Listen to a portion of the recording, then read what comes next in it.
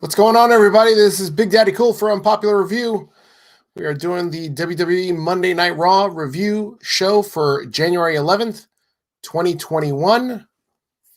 And we are ready to kick off. We've got a lot to talk about. We've got Triple H showing up on a surprise episode of Monday Night Raw after Drew McIntyre comes out and is diagnosed with COVID.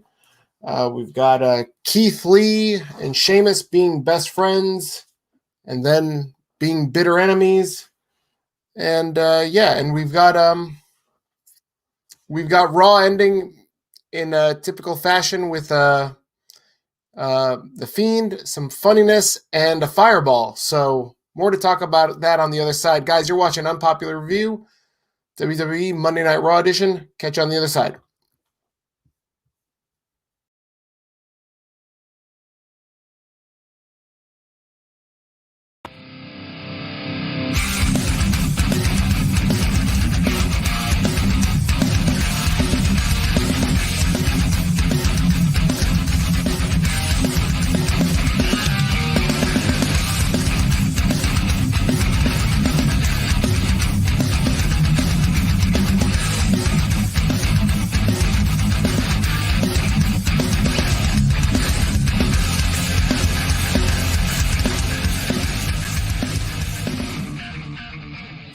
What's going on, everybody? This is Big Daddy Cool for Unpopular Review. Again, like I said, this is the WWE Monday Night Raw review and results show. Before I introduce my co-host for this evening, please make sure that you like, love, and share this broadcast with everybody. If you're watching us on YouTube, please make sure you hit that like button and please subscribe if you haven't already done so. Unpopular Review does reviews for wrestling, all wrestling shows during the week, AEW, NXT, Raw, WWE, SmackDown, pay-per-views, all that jazz. And we also do movie review TV shows. We had a great review of Black Lightning over the weekend. Please check that out on our YouTube channel. Again, like and subscribe. Would greatly appreciate it. Thank you very much. Guys, before I continue rolling in on Raw, let's please welcome my co-host. As usual, it is the technician, Dave. What's going on, buddy? Steven, what's going on, man? Super happy to be back. Super happy to be here. Brand new setup, brand new environment. Got my UPR shirt on. How you doing tonight? I'm doing all right. I'm doing fantastic. We're having a little bit of trouble with our Facebook stream, so we please ask our buddies on Facebook that usually watch us on Facebook to come on through to YouTube and watch us on YouTube. Hopefully we continue the party over here. So, Dave, I'm going to introduce.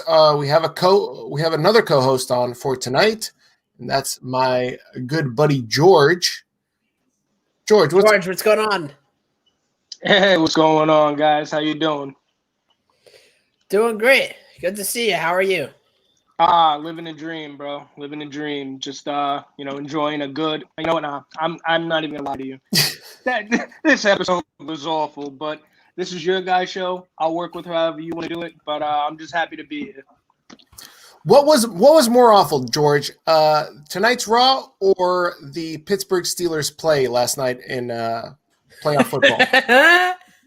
So, it's funny because for weeks I've been saying how the Steelers are fake good, and they really are fake good. They were fake good. But if you dig down deep into the stats from last night, Ben threw for over 500 yards with 4 touchdowns. If you take away that Marcus Pouncey throw to, behind him into the end zone, that was a closer game than it should have been. Maybe the defense should get more of a blame, but I'm going to have to go with Raw being worse than the Steelers' performance last night. Very good. I have to agree with you. I mean, it was a complete shit show, but this is not football talk. That's for later on.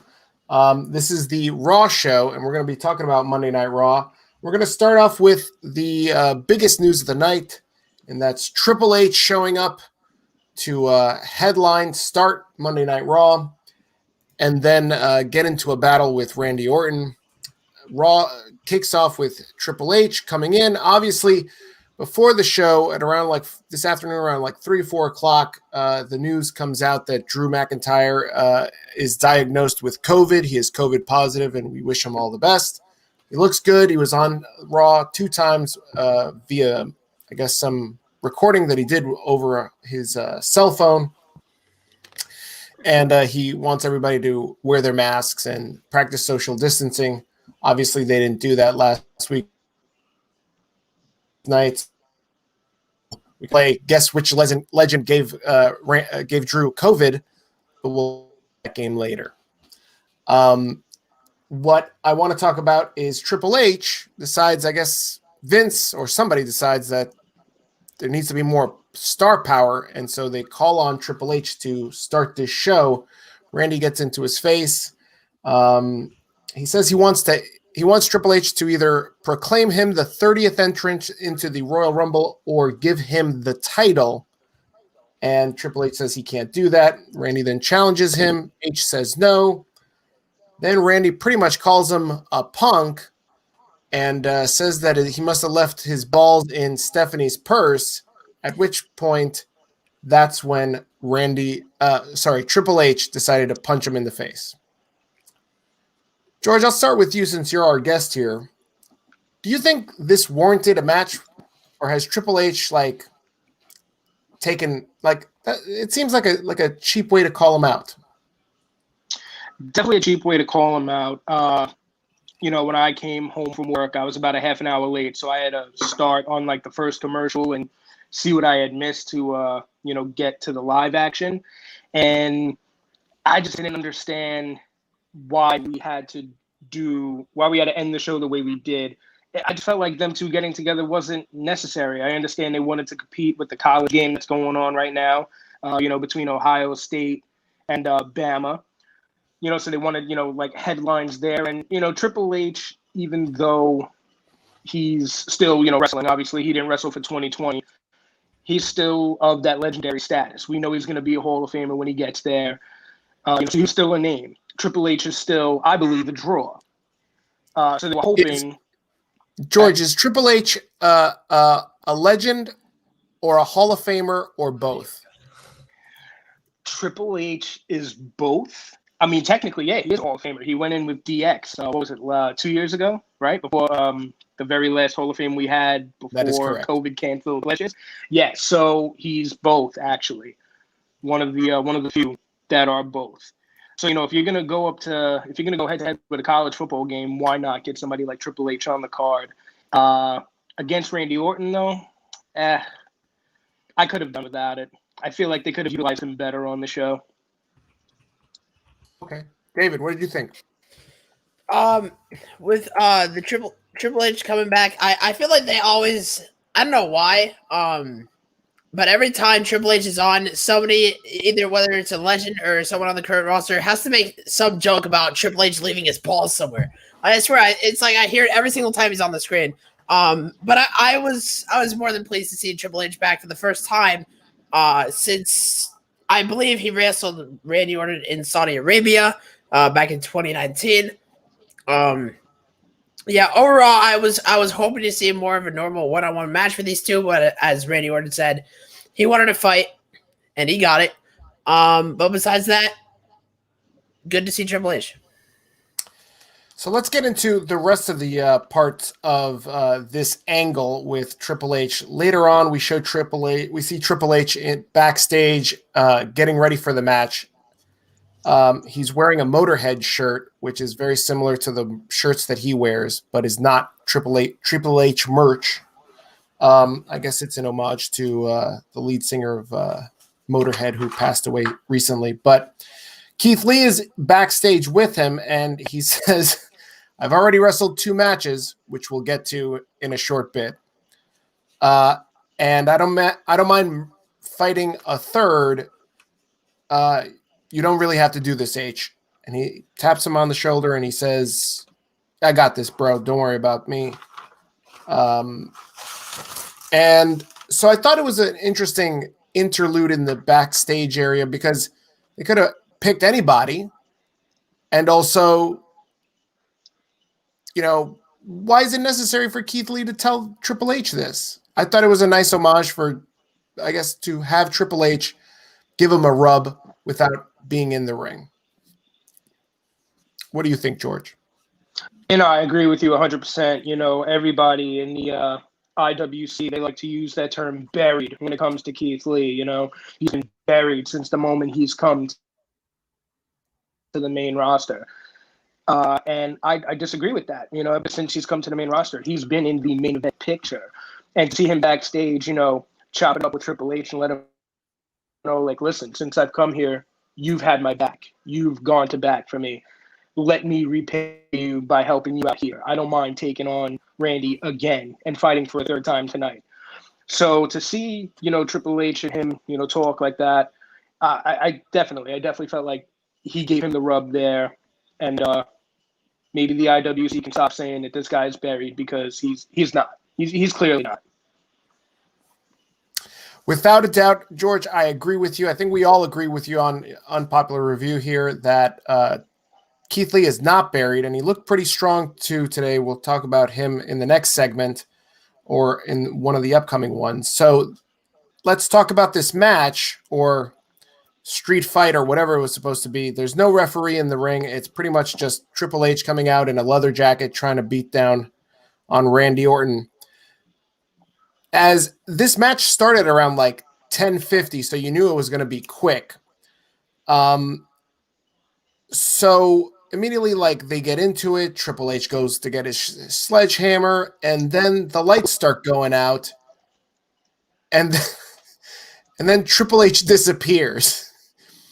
Like, the Fiend made him disappear. I don't know what the fuck was supposed to happen there, but Alexa is there, and I gotta say, I don't really usually find Alexa like hot, but the fact that, like, I mean, she's an attractive girl, don't get me wrong, but I mean, like, on the whole list of like attractive girl, like WWE superstars, she's not really like in my top 10.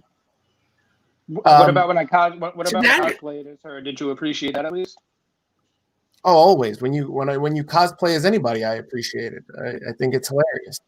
One time he went to WrestleMania as Enzo. It's great.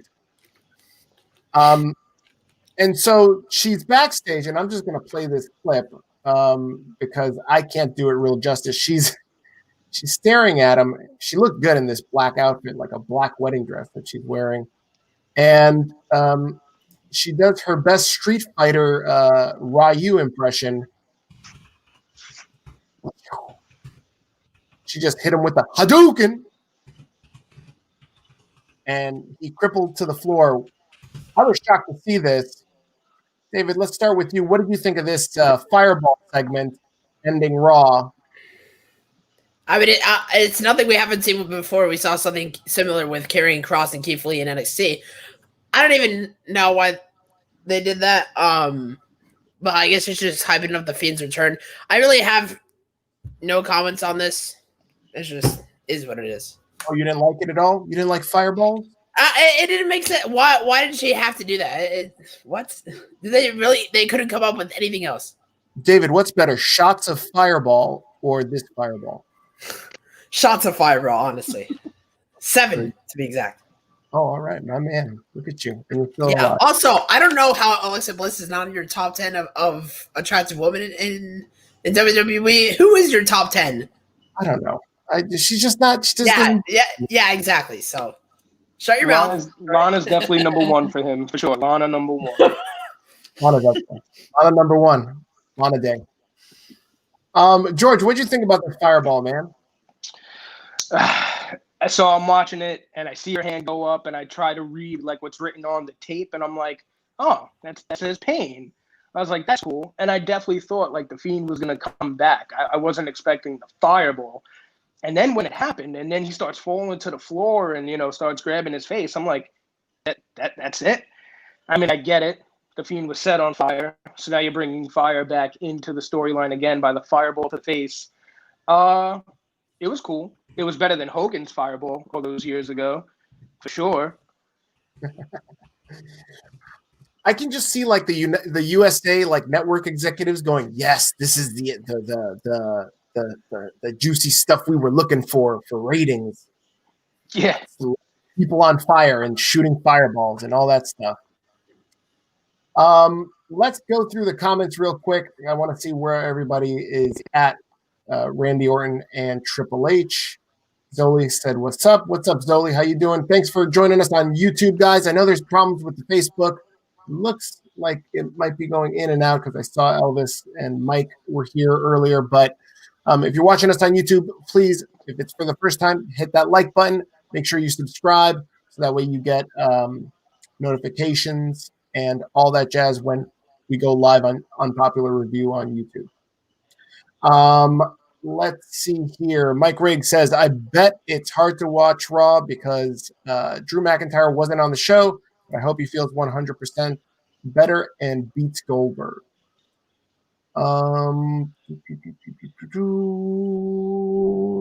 Kobe. What's up, Kobe? Kobe says, hello. I like how Drew says social distance, yet they're promoting the Rumble. Yeah, you know, this is an interesting topic of discussion here. So he makes reference of, like, again, in this video, he's not in the ring or anything if you didn't watch Raw. And he's like, guys, I want you to make sure you wear your mask. And it's pretty much like the 2020, 2021 version of say your prayers, take your vitamins, wear your mask, social distance. And right? And so, like, but last week, he's face to face with Hogan. He's in Goldberg's face. Like, how am I supposed to listen to Drew McIntyre about social distancing and wear my mask when nobody on fucking Monday Night Raw wears a mask? Nobody's social distancing. So is there some, when he comes back, is he going to, like, put his foot down and be like, Vince, you got to change something, brother? Like, is he? That's my Drew McIntyre impression. I don't know if it was good or bad, but yeah, it was terrible, actually. It sounded more like Hulk Hogan, not gonna lie. Definitely sounded like Hogan. So, you know, what's he gonna do? What's anybody gonna do? Nothing's gonna change. Yeah, but you know what? You got to remember, though. You know, the CDC told us back in March when all of this stuff started that this is actually in your system for 10 days before you start actually feeling any type of symptoms. So it doesn't mean he caught it last Sunday. Last Monday, rather. He could have had it before then. He could have caught it after that. It's not, He could have caught it on New Year's. Mm-hmm. Yeah, could have had it during. He probably caught it on New Year's. Who knows? Who knows? That's the big speculation, right? But who knows who he caught it from? Although, I mean, you know, everybody likes to blame Hulk Hogan for stuff, so. Mike Riggs says Triple H is one of the toughest superstars and one of the best damn WWE heavyweight champions of all time. I agree with that. Oh, look, Daniel Miller's here. What's up, Daniel? Man, as soon as I saw that No Talent had Charlotte, the show bombed. Oh, we're going to get to Charlotte in a second. I actually like that segment. That was probably one of my favorite segments of tonight's Raw, was this this Charlotte and Ric Flair segment. Steve, I would like to make a dream match at WrestleMania, John Morrison versus The Miz inside of a steel cage, because I think that John Morrison is a way better wrestler than The Miz. George, do you agree with this? No, I don't actually. I don't agree with that at all. Oh, no? Oh, and Miss Jones is here. What's going on? Randy Orton and Triple H had an awesome promo. They did have an awesome promo. I was watching them, and I'm like, this is masterclass promo right here. Like, I buy into them wanting to beat the shit out of each other. It was a good promo. All right, boys. Let's see. Where do you want to go next on Monday Night Raw? Should we talk about the second segment of the night, which was Charlotte versus Lacey Evans? Sure, why not?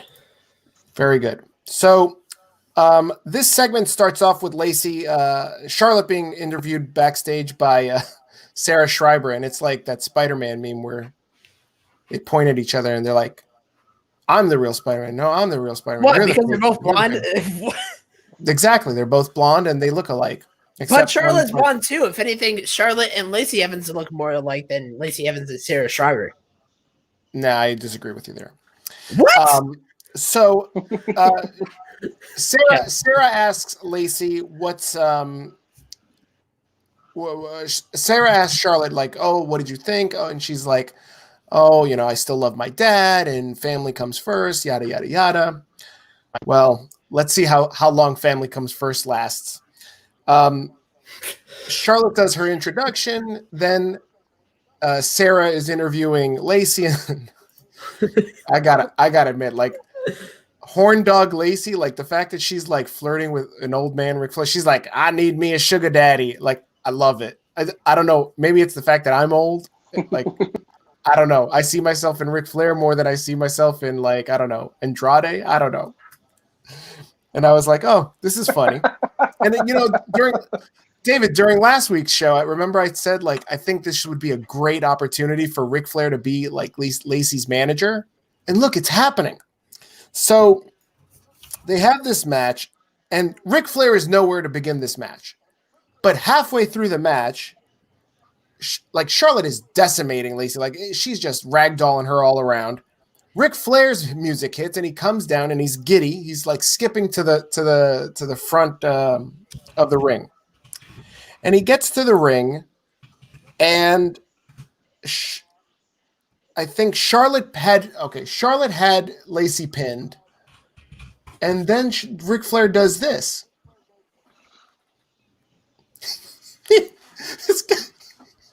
This guy put Lacey's leg on the rope to break his own daughter's pin, and then Charlotte knows what's up, and she's all like, "Yo, don't do anything stupid, Dad." She said, "Go home, Dad," and he yelled, "I'm not going home ever."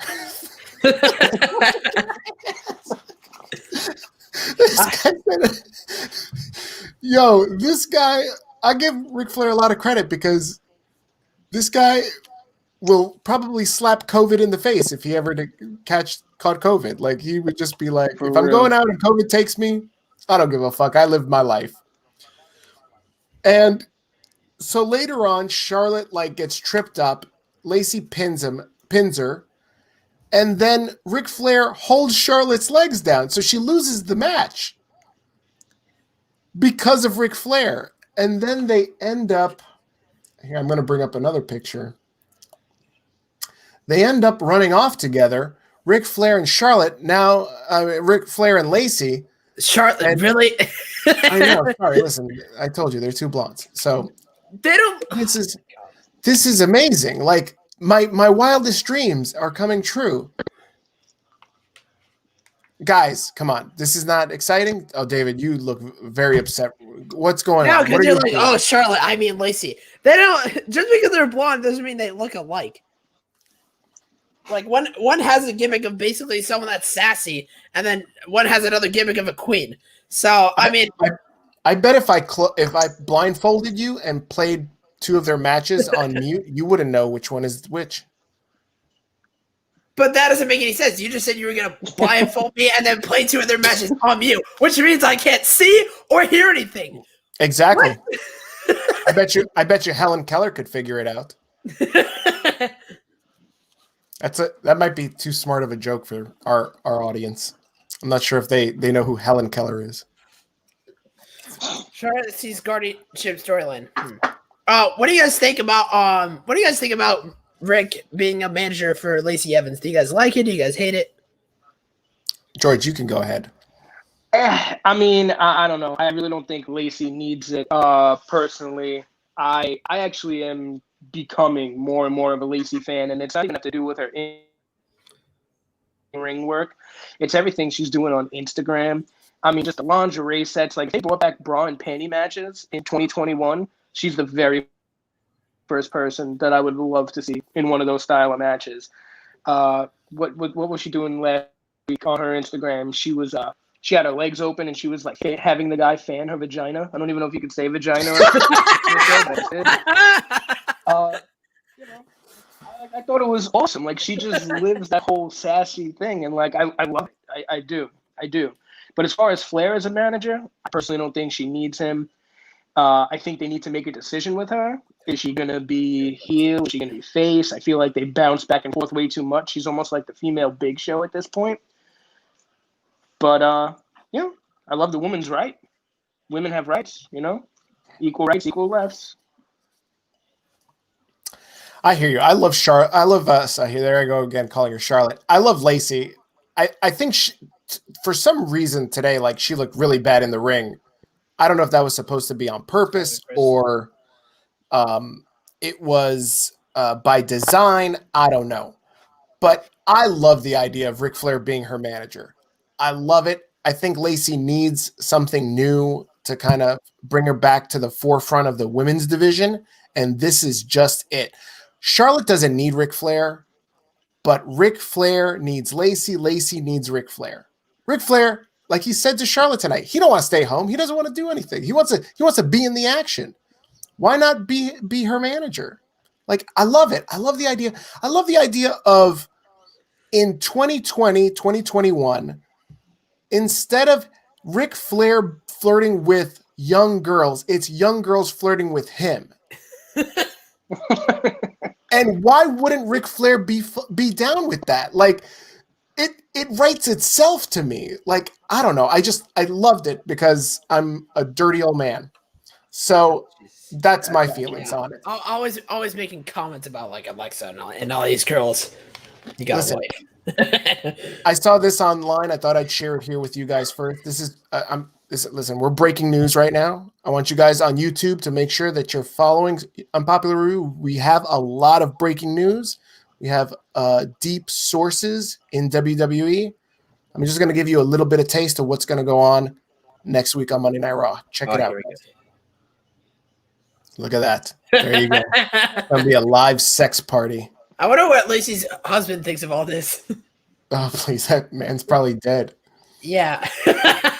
I mean, you would think but listen, it's not like she's doing that with like some mid-carder or some jobber. Like, Ric Flair's a legend, right? Like, so he should feel honored. Yeah, I think he should feel honored. He should be like, hey, man, listen, if you're going to go, lift your skirt up to any old man, I'm really happy that old man is Ric Flair. Yeah. So you co-sign your wife doing that? My wife would probably never be interested in doing anything like that. Mm-hmm. But if my wife was Lacey Evans, I'd be like, yeah, all right, I'd be down. So I know it doesn't say that we're live on Facebook here, but we actually are live on Facebook. I want to catch up with some of the comments on there. Charmaine says, I was on the Thunderdome and I saw 2 matches. Elvis said, I read that SmackDown Superstar also has COVID. That's interesting. Wonder who it is. Elvis says, where was Asuka? And then Charmaine says, Lacey likes wrinkle the balls. So that's very good. This thing tells me that we're not on Facebook, but whatever you say, David. No, I'm looking at it. Victor Nash is here. What's up, Vic? Vic made the trek over here from Facebook. Ric Flair for president 2024. I agree with that. I'd vote for him. I can tell you right now that Ric Flair probably would not tell us to cause an uprising and an insurrection, but that's unpopular review politics, not unpopular review wrestling. In look at this. Daniel Miller actually has something positive to say. Alexa's fireball saved the entire show. Wow. All right. Okay. Thank you for that. Very Mr. good. Zoli says she's looking really hot. Daniel Miller also wants to say Alicia Fox is not a legend. Daniel spoke about this last week. She is a legend. Thank you. George, can you enlighten Daniel was not wrong. Can you school some people? I did that list last week. And everybody I was defending you in the comments last week. She's absolutely a legend. I don't understand why people don't think she is. David, I know you got into it last week with Katrina because she then tried to say, yeah, I'm going to get into it with you too because she's not a legend. I'm not going to go through this again. She's not a legend. What has she done? What has she done?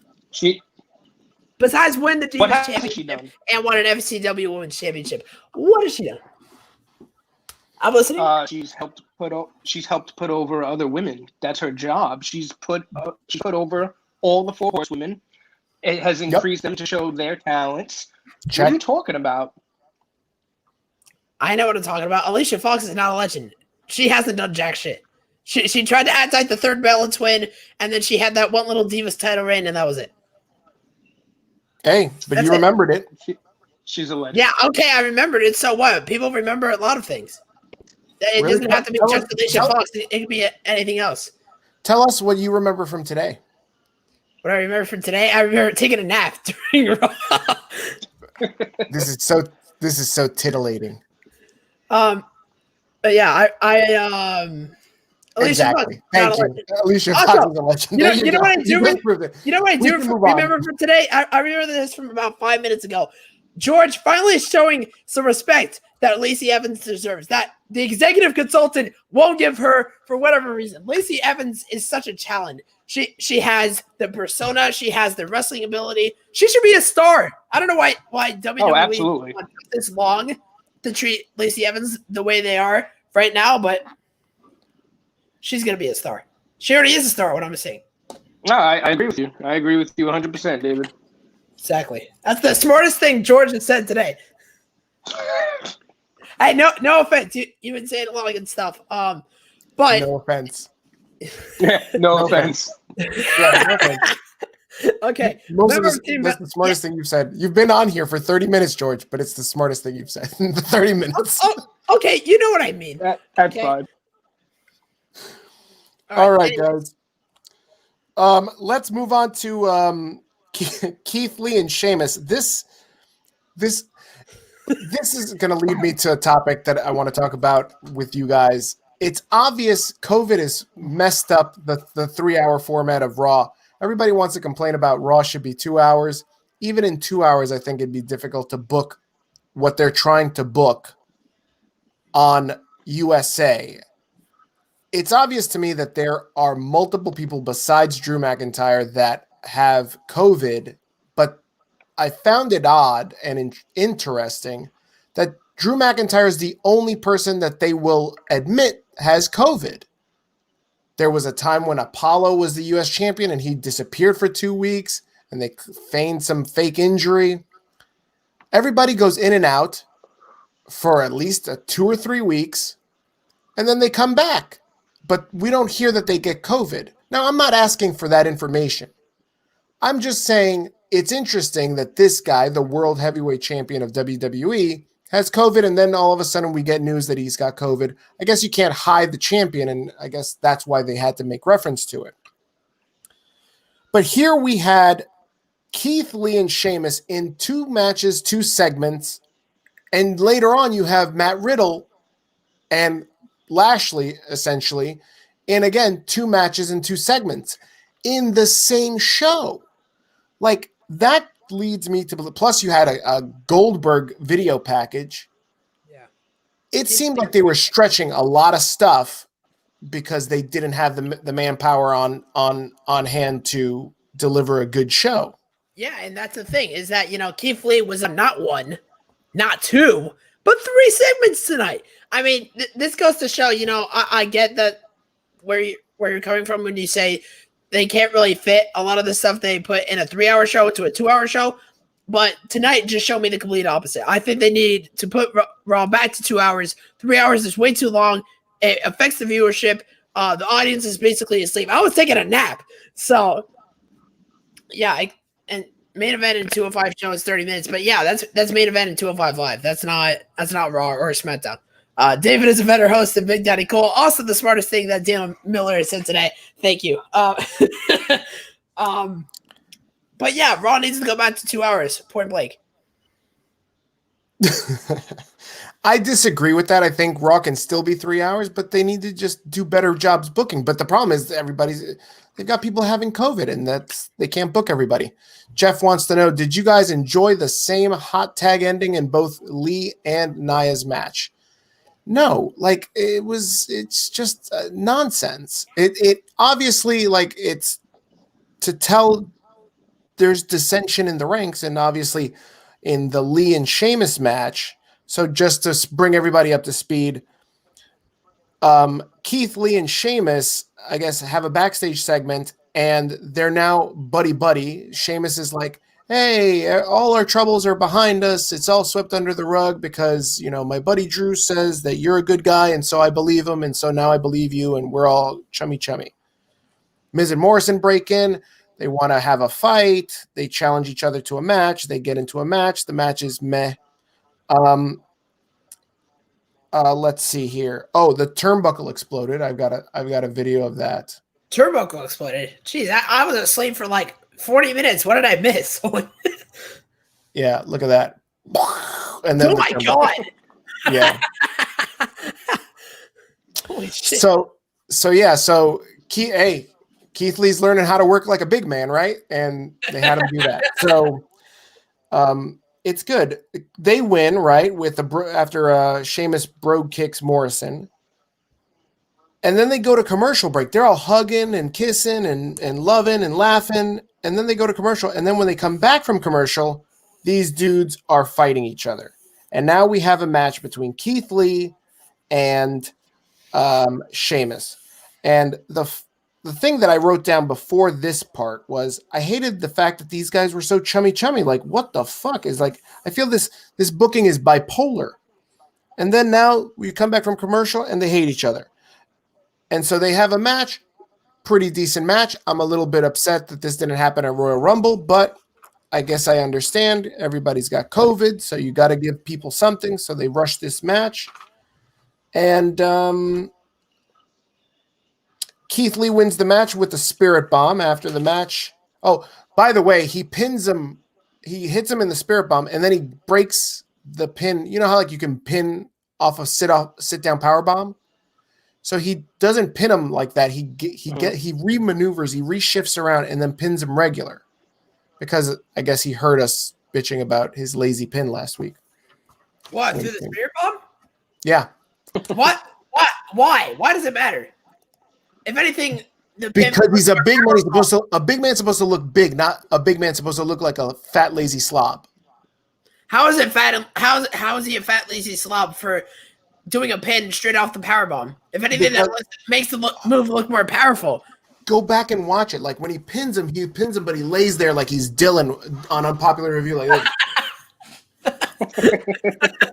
we had a conversation about this, David, last week. Like, yeah, we were talking about it today too.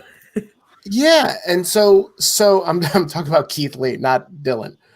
And so this time around, he kind of goes in and lifts the leg and pins him right. And so after the match, they hug each other. Now they're best friends again. So whatever, it is what it is. What'd you guys think of this whole thing with Keith Lee and Sheamus? Obviously, I've already spoken enough. George, go ahead. I mean, honestly, there's not much to say. I feel pretty much the same exact way you did. I thought it was surprising when we came back from commercial that we got to see them fight. Like you said, they were just doing it for stalling purposes. I didn't get it. I didn't really need it. Like you said, I thought we were going to get it a little later on at the Rumble. There's really nothing else I have on that match. David. Yeah. I mean, this has really been an ongoing feud. I don't know when they're actually, going to bring it to an end because it's kind of confusing. Because it's like, one moment Sheamus is against Keith, another moment Sheamus wants to work with Keith. And then, people out here calling Keith a fat, lazy slob saying he looks like Dylan. I really don't understand. Exactly. That's exactly what the pin looked like. Put that picture up again. Here. There you go. That's exactly when Keith Lee pinned last week. That's what he looked like. Yo, y'all look fat. Not today. Let me catch up to some of these comments. Daniel Miller is obviously trying to troll me into another fit. Sorry, I know we have a whole other skew of comments on Facebook, actually, if you want me to get to those first. If not. Oh, yeah. Go read the ones that are related to the match. Okay. Well, in that case, I have 3. I have 1. Yeah, okay. So, Victor Nash says, this episode of Raw sucked. Attention WWE, it's time to call Undisputed Era to the main roster. Undisputed Era versus the Hurt Business. And then Victor Nash and Steven come back to the Facebook comments. And yeah. I can't get the Facebook comments here. Usually I can get them, but I can't see them because of the issues that we've had. And Elvis on his bullshit again says if Raw wants ratings, they need to bring back Lita to face Shayna. Okay.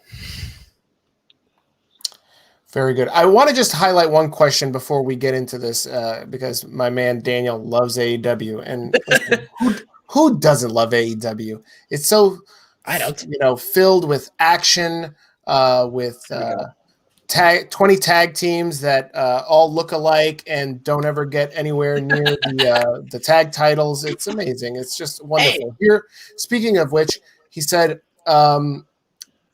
where did he say? Oh, did it scare you to see Anderson and Gallows on AEW? So, Daniel, this is I'm more scared of you asking this fucking question because if I was scared of two dudes on Impact Wrestling showing up on AEW, am I scared of that? Am I scared of two Impact wrestlers showing up on AEW? The answer is no. I don't care. Steven, are you scared of the Acclaim? I've seen the Bullet Club reunite multiple times. I don't need to see it again. What happened on Wednesday night was complete garbage. In fact, Alicia Fox, Legends Night, Raw, drew how many millions people? 2.1 million people. Alicia Fox did not draw any people. Nobody was Club, Alicia Fox. Bullet Club reunion, Omega, Bullet Club reunion, drew 600,000. Yeah, but nobody expected Gallows and Anderson. Let's be quite frank. It doesn't matter. 600,000. Yeah, but you're out here trying to act like Alicia Fox, or Alicia Keys, as you like to call her, is responsible for all of Raw's ratings last week. No, Technician, no, I'm not letting you get away with that one. Alicia Fox, facts are facts. not a legend, not a draw. Technician, facts are facts. Right, George? Am I right, George? George? Not a draw. Alicia Fox, not a draw, bro. Alicia Fox is definitely a legend. Alicia Fox definitely helped those views last week. And even if Gallows and Anderson were on, if they knew they were coming to the show, they probably would have only got an extra 12,000 viewers. They don't draw. Gallows and Anderson do not draw. Nobody's tuning in to see Gallows and Anderson. That's right. More people tune in for Alicia Fox than they do Gallows and Anderson. Come on, David. Who's tuning in to see the brothers? They can't even draw an Impact. David, what are you talking about? Okay. First of all, they can't draw an Impact because it's Gallows and Anderson without anybody else. And then you put them on AEW, then it gives them a little bit more star power. I would pay to see Gallows and Anderson any day over Alicia Fox. Come on, are you serious? Also, don't make me send the Acclaim to your house. They might beat you in a rap battle. David, when was the last time you watched? They ain't gonna beat me in a rap battle. I can tell you that.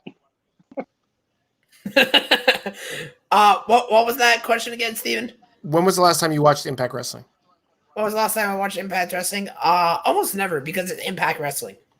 Okay, so you're telling me that you would pay to see Gallows and Anderson. Meanwhile, they're free on Impact Wrestling. You watched Alicia Fox last week. You chose not to watch the Good Brothers. I rest my case. Thank you. Okay, guys, you're watching a popular review. This is the house that Alicia Fox built. Respect and love Alicia Fox here. She's a legend. We treat her as much. And we socially shun anybody that does not. So if you disagree, then fine. Maybe you should start your own podcast and whatever. Elvis, out of all people, says he drew me into watching Raw last week. Shut the fuck up, Elvis. I like using logic to school you. So that's what we do here on Unpopular Review. What kind of logic do you have? I'm Big Daddy Cool. I've already schooled you. Shut up, son. What? And that trying to convince me that this chick is not a legend? Or that this chick is a legend? It's already done. It's already done. We've already had this conversation. You failed. You lost. I didn't lose. Chris is going to disown you. I'm surprised that he hasn't come into this room. We'll save this for next week, but this is not over. No, it's over. And Chris, I heard you disparaging the words of the legend that is Alicia Fox. Please don't do that. Never mention her name out of your mouth ever again. I will show up for your Friday night show and teach you a lesson. Do me a favor. Never speak never speak the name Alicia Fox on your show. Never. Unless you want to put some respect on it. Thank you. That's it. That's all I'm going to say. Guys, you're watching Unpopular Review. I'm Big Daddy Cool. I'm joined by the technician who, maybe might learn something later today. He lost the bet. You know why he shaved, George? You know why he shaved? I was like, hey, I bet you Alicia Fox can outdraw anybody in this entire week. No. Don't try and then to he's like, I bet you. And then he lost his bet, so now he had to shave. And now I didn't lose any bet. I fucked up when I was trimming my beard, so I just decided to shave it all off. That was it. This has nothing to do with Alicia Fox. I need to shave my Lies. beard. I Okay, definitely you know what? get a little trim. No, it's good, man. It's Just put some beard butter in it. Let's move on from Alicia. Chris has got a good point. Rosa Mendes never won it and never did anything substantial. Who'd Rosa Mendes? Exactly, and neither did Alicia. Thank you, Victor Nash. Why don't we move on from this? Alicia we Fox. way too much time on this, as we did last week. So, Jeff Hardy, Jackson Riker, what did you guys think? Didn't need it. Again, it was just to me, it was just a filler match. They just got to move on from the whole Elias thing. I was hearing rumors, that we were supposed to be getting Riddle. They can't call him Matt Riddle anymore. But Riddle and Hardy to go against the Hurt Business for the titles, and so far I haven't seen that. I just keep seeing the Elias and Hardy going at it. I'm done. It's over with. They're beating a dead horse with this. Yeah, I completely agree. Before I get to Steven, I just like to say I completely agree with you.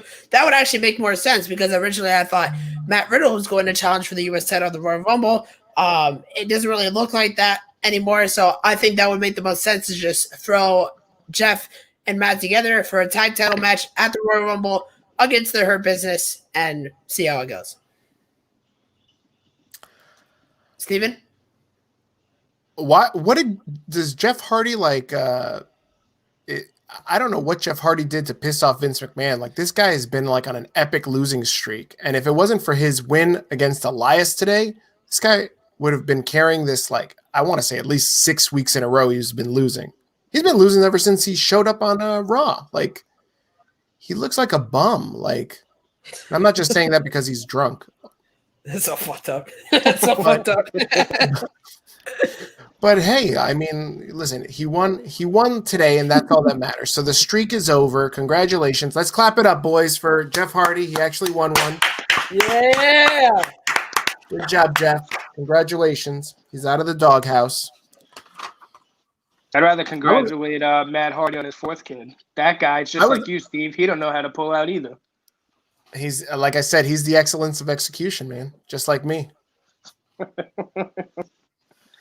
I never knocked up a woman I didn't want to knock up. So excellence of execution. Good to know. Thank you. Daniel Miller, you would know anything about that, right?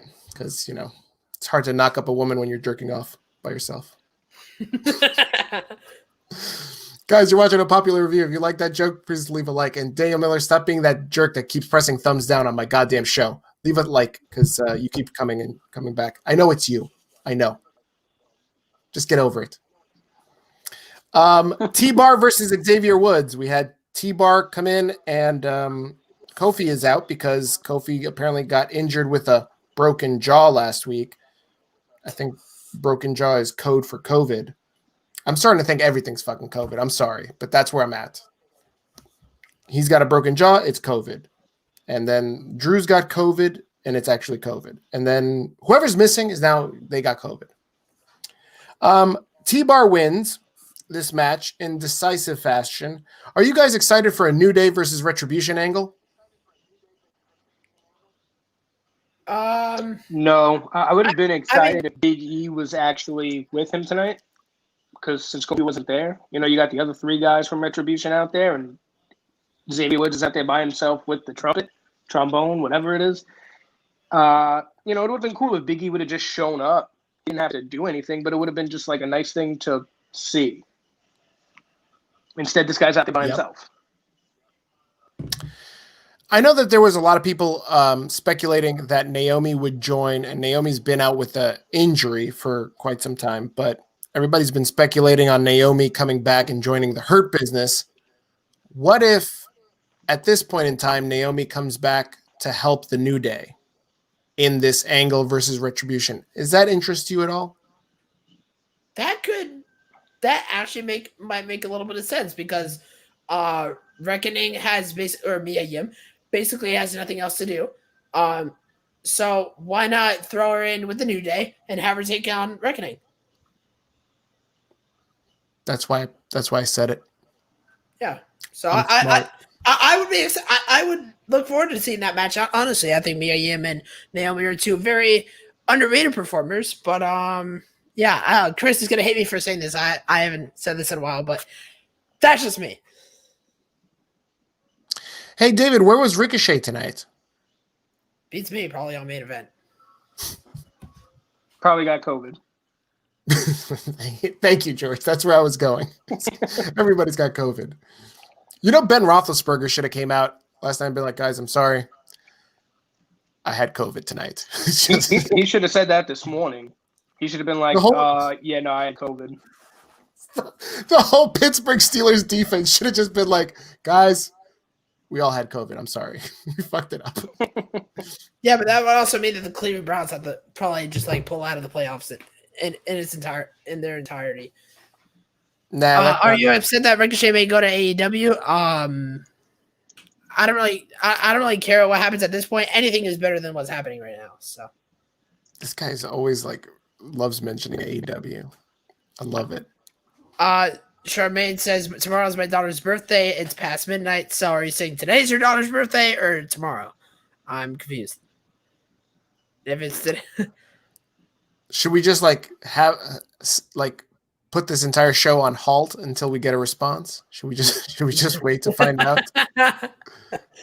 Now, well, it says tomorrow. Technically, we're past midnight.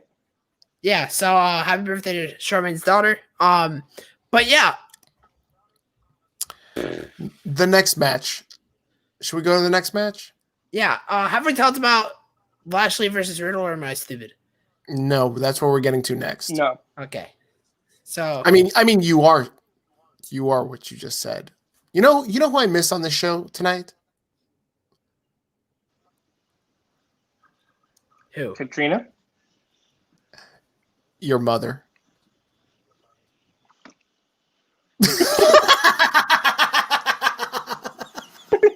When he left? You son of a bitch! George, now that he's gone. Oh. No, he's back. Steven, you got 18 days to say your prayers before I punch you in the face in New York. Listen, as long as you bring your mom, we're all good. Wait. Mama Sanderson is coming? Is that why we're going to Atlantic City? Because, listen, I'm down. If I get to meet Dave's mom. Bro. What the fuck? What the fuck? She just seems like a sweetheart, Dave. That's all I'm saying. He's going to be like, yo, Mama Sanderson, what number do you want me to put on this roulette wheel? 24? I got you. Kobe. You guys gonna go play craps, and you can be like, here you go. For good luck. Blow.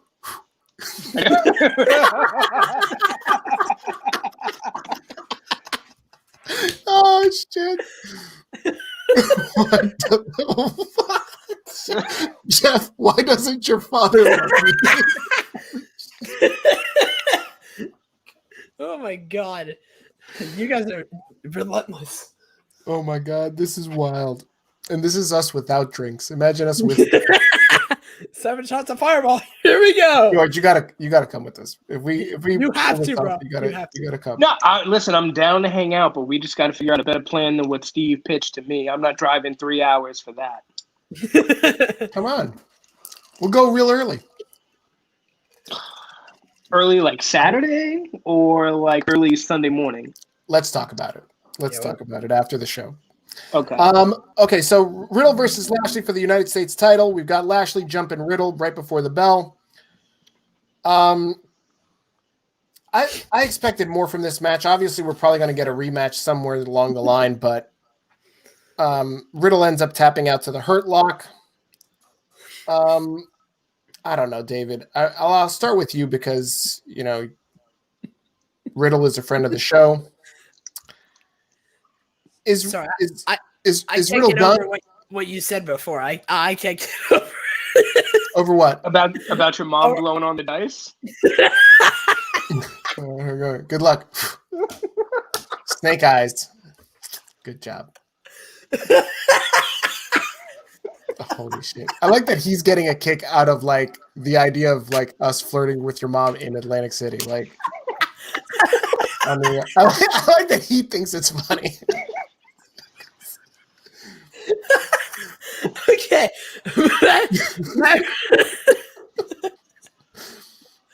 Matt Riddle versus Bobby Lashley. I told this to Chris, and I'll say it again. I thought it made Riddle look a little bit weak. I know, right? But Chris didn't agree. He made a compelling point. He made a compelling argument, and I know I'm going to hear it from him later because he's like, "Of course I did. I'm Chris." But anyways, Matt Riddle, he sort of just got like dominated in that match. Yes, that's exactly the word I wrote down was dominant. It was really short. It was like less than 5 minutes, and it made him look weak. He got barely any offense in, and then after that, I mean, he sort of recovered in the MVP match, but I don't know. I think it made him look a little bit weak. He did look dominant. Well, not dominant. Actually looked dominant in his match with Riddle. I will give Riddle this, though. Like, the dude, he gets it. Like, he knows how to sell. The way he sold that kick, like, it's obvious to me that, like, MVP pulled back on the kick. But the way Riddle sells it, like, he did this, like, yelping scream, like, yo! Oh, no, I think Riddle's a phenomenal talent. Don't get me wrong. I just think that the match made him look weak. That's all it is. I'm not trying to disrespect Riddle or anything like that, but no, it's just I don't know. No, David, you're absolutely right. They hoed out my man Matt Riddle tonight. They made him look like a bitch. Guy got barely any offense, and I look at Riddle and. I'm a big MMA guy. I followed his UFC career, and Lashley had his MMA career too. And I thought that to myself in watching the match tonight. I was like, if these guys fought under MMA rules, as big as Bobby is, I still think Riddle kicks his ass. Like, I don't know what it is about Bobby. He just doesn't. He's never done it for me. The guy's just vanilla. And when I saw Riddle come out with the sort of like the Yankee pinstripes when he came out to NXT Brooklyn. I was thinking to myself, we actually might get a title change tonight. And, man, I couldn't have been more wrong if I tried because they hoed him out. He just – it sucked for him. I felt bad. Yeah. But I got to believe that they're saving it for – they're probably just saving it for the Rumble. Maybe get the title change there. But Riddle is gold. He knows his role in the company. They've got something with him. Yeah. Right. And then, Victor Nash is out here saying, Riddle sucks. Like, what kind of logic, what kind of bullshit logic are you on? You know what? Like, despite whatever happened in the ring tonight, like, Riddle is one of the guys, and I've said this on the previous show, like, he is the one guy that, like, he seems to get it. Exactly. He knows where the camera is at all times. He knows how to make a facial to register either pain, selling, joy.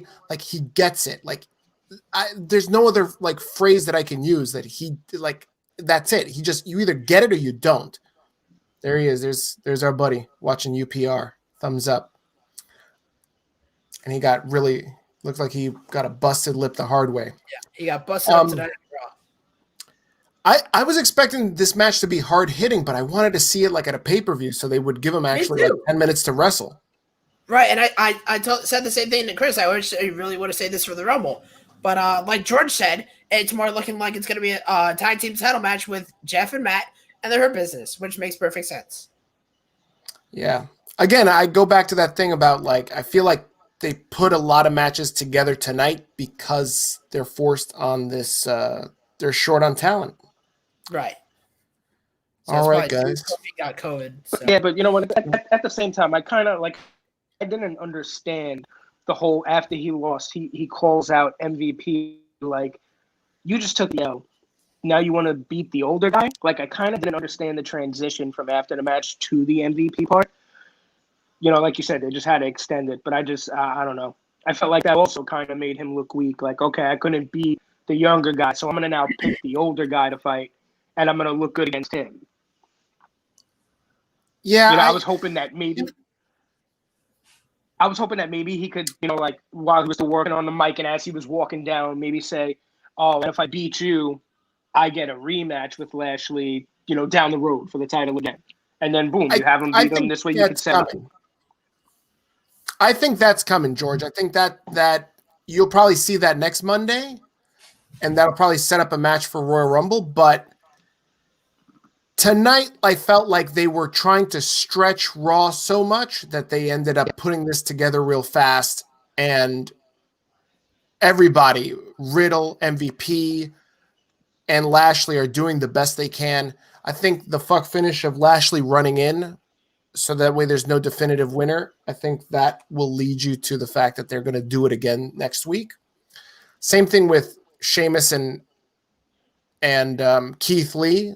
I would have saved that battle for some other time. But, I mean, with the way COVID is now, like, it's hampered the pay-per-view so much that Royal Rumble is going to be real tight. Like, you're probably just going to see the 2 Royal Rumble matches, a couple of championship matches, and that's it. Like, it's wrap it up and let's go home.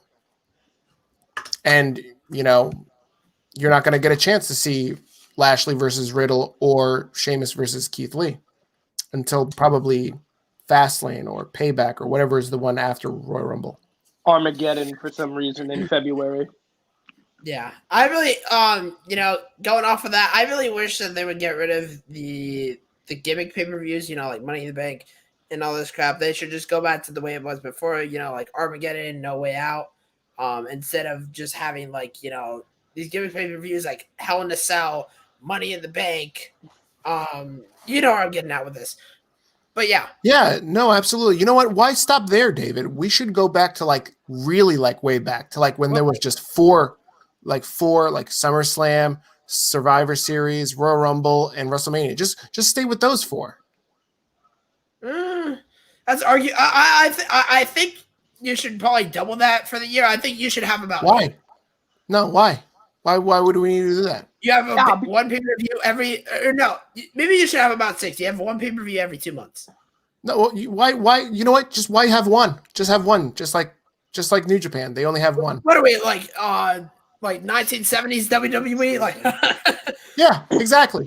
Yeah, why not? If you made it the 8, right? So you have your big 4. If you bring back the King of the Ring and do it the right way, that would be a great pay-per-view. If you do a couple of in your houses were dope when I was a kid. Dave, I mean, you're really young, so I don't know. No, they weren't. They like if you saw any NXT. You didn't like in your houses, Steve? I hated them. Yeah, NXT has done an amazing job at resurrecting, these old pay-per-view concepts. I'd really like to see more of those concepts on the main roster. Unfortunately, I don't think we're going to see that anytime soon. I think we're going to keep seeing, the Hell in a Cells, the TLCs, and all this stuff. And it's unfortunate, but nothing we can do. I vehemently disagree with you, David. I think that they should double up the pay-per-views. Instead of having 12 pay-per-views, they should have 24 pay-per-views. That's how much I hate your fucking idea. Didn't they get close to that at one year? They had 18 or something like that. Yeah, they got close. They had a million pay-per-views. Yeah, it was half of them were in Saudi Arabia. It was great. It was a wonderful time. There was it was a 24/7 pay-per-view. Yeah, there was one time there was a pay-per-view the weekend after another pay-per-view, and I was like, "What?" It was an unstoppable, it was just a continuous viewing party that happened.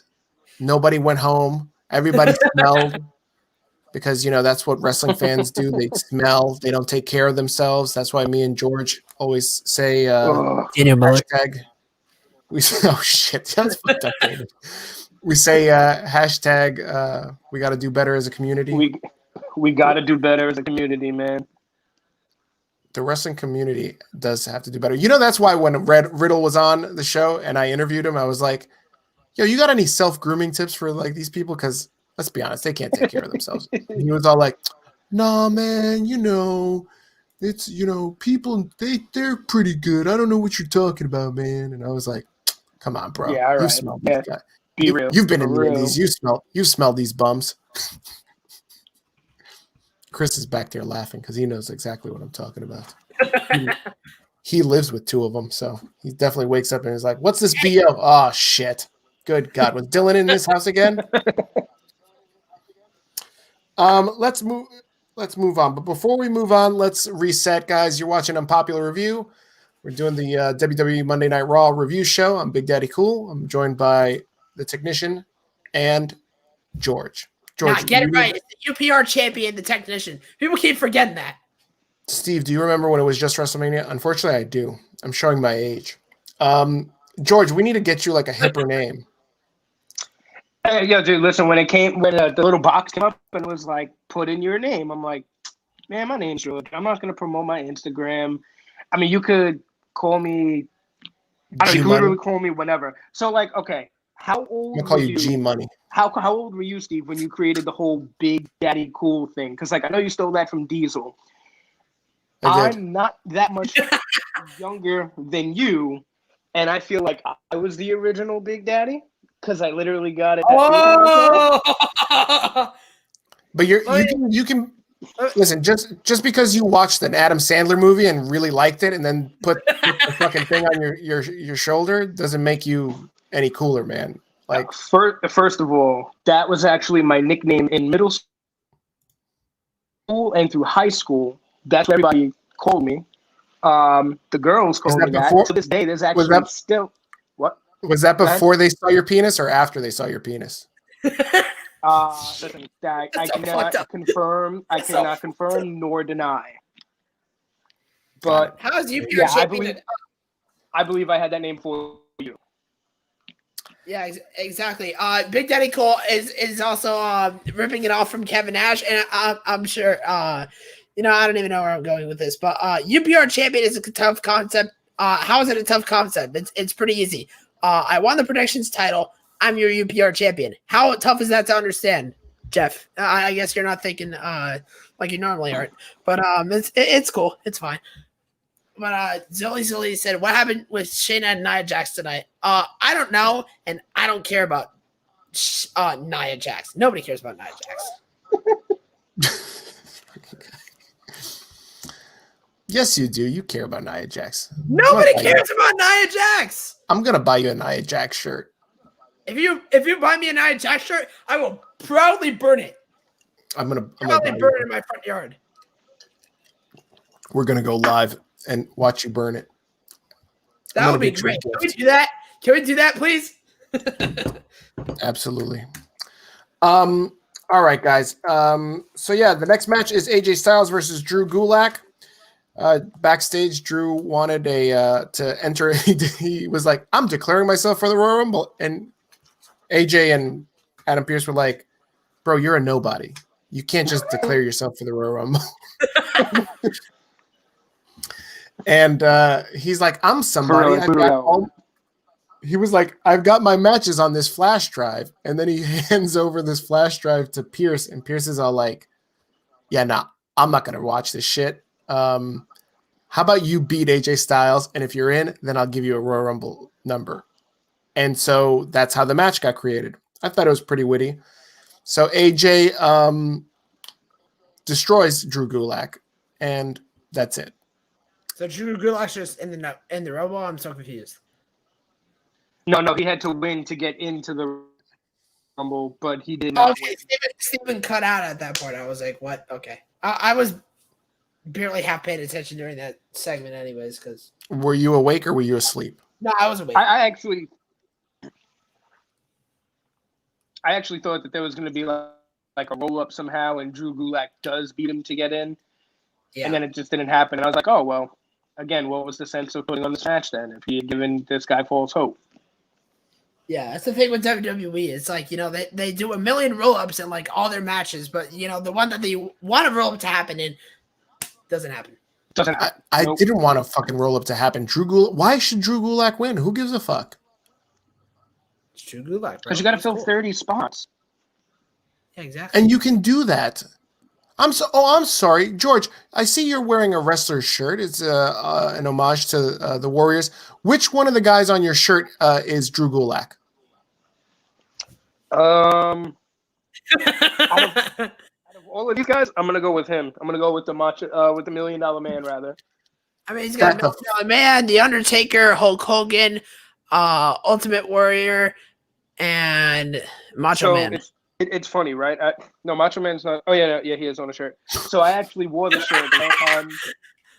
I wore the shirt the last time I was in Atlantic City, and I was at the poker table, and one of the dealers was like, "Yo, man, I like your shirt." I was like, "Oh, thanks." He was like, "Yeah, but I don't know about the $1 Million Man being on that list." And I was like, "You know what? I agree with you, but my girlfriend bought it for me for Christmas, so obviously I gotta wear it." And if you don't know anything about poker or Atlantic City or dealers, they got to stay at the table for a half hour. So this guy, for the full half hour, just kept looking at me, and he's like, "You know what? By the time I'm done dealing, I'm going to tell you who I think should be on that shirt. Maybe Ric Flair. Maybe Shawn Michaels." And then after 15 minutes, he's finally like, "You know what? It's Bret Hart. Bret Hart should be on the shirt instead of the $1 Million Man."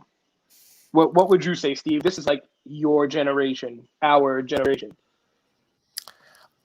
I agree with the $1 Million Man being on that shirt. I don't agree with Bret Hart being on it because Bret Hart was of a different era. Bret Hart is of the new generation, right? Bret Hart was with if they were to make a 90s version of that shirt with like HBK and Shawn Michaels, Bret Hart, Austin, then I can see Bret Hart being on the shirt. But that's like the original 80s crew. Okay, fair enough. But to go back to your whole thing about Drew Gulak, no, I don't want to fight you. But to go back to your whole Drew Gulak thing and which wrestling would he represent? With COVID happening right now, Steve, you couldn't even book a Raw. You had to put him on. So why wouldn't you let him take a spot in a Rumble? You don't think by the time Rumble comes, going to have more people in COVID protocol? Oh, without a doubt. I think they're going to end up having to film the Royal Rumble in like 3 days. But it's going to all look like one fucking match to us. What the fuck? Yeah. Why would they? I think they're gonna split it up into 2 or 3 days. Oh, okay, that makes sense. Like split it up into 2 or 3 days, and then I'll have the actual Rumble matches are live. No. I think the whole pay-per-view is going to be taped. I think the whole pay-per-view is going to be taped. The Royal Rumble is going to be taped, and they're going to record it like in pieces, just like they did WrestleMania. I disagree, but okay. Yeah, I gotta disagree with that too. That doing them with the singles matches, but not with the Rumble match. No, you can't tape the Rumble match. Those are some of the biggest matches of the year, and I'm looking at Steven. He's kind of staring at me like I'm like an idiot right now. But always. Why would you tape the Rumble matches? Like spoilers get out so easily nowadays. They'll just get spoiled. Same thing happened with the Keith Lee match. Same thing happened with Big E and the IC title. It seems like the biggest things happen happen when they're taped, and then spoilers get out and ruin it for everybody. That's why I can't enjoy taped. It's hard to enjoy taped wrestling when it's not when it's spoiled. Because it's just like, how do I get into this? I know who's going to win. What's your favorite show on TV that's not wrestling? I don't know. I don't really watch TV besides wrestling. Shot your joke right to hell. I know, man. This guy, every time, every Monday night, I try to get, I lay one up, and then, he's like Matumbo, and then he's like this. No. Not today. No. Not today. Question, are they allowing NXT to participate in the Rumble, or are they going to keep them out like Survivor Series? I think they're going to keep them out. That's my opinion. I think they're going to keep them out. Unless that's where Damian Priest makes his entrance, because they said he's being called up, right? That's what they're saying. I think Rhea and Damian Priest will be in the Rumble, but I'm already assuming that they're on the main roster. They're not going to be there for NXT and then go back to NXT. For those of you wondering about Shayna and Nia, that's you, David. That was the next match. You can discuss this match without me. They battled Dana and Mandy. I know he likes to do that. He thinks he's funny.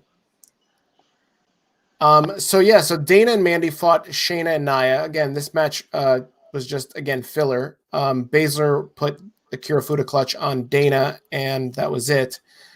This match was 2, just like the Sheamus and Keith Lee match was full of miscommunication between Shayna and Nia. Meh. It was just, it is what it is. I had no thoughts on it. Agreed. They're obviously going to break them up. Oh, yeah, for sure. But by this point, you would have thought that they would have like a better storyline going with it. I agree with you. It's unfortunate that they haven't done anything with them. I was looking to see what they were going to do with Lana, but they didn't apparently get a chance to pull that off either because I guess Lana got hurt. If you were to go on a poker trip to Vegas or Atlantic City, would you rather have Shayna with you or would you rather have Nia with you? Oof. I'm going to have to go with Nia for a couple of reasons. One, Shayna likes women, so I would stand no shot. 2, this would be my only opportunity.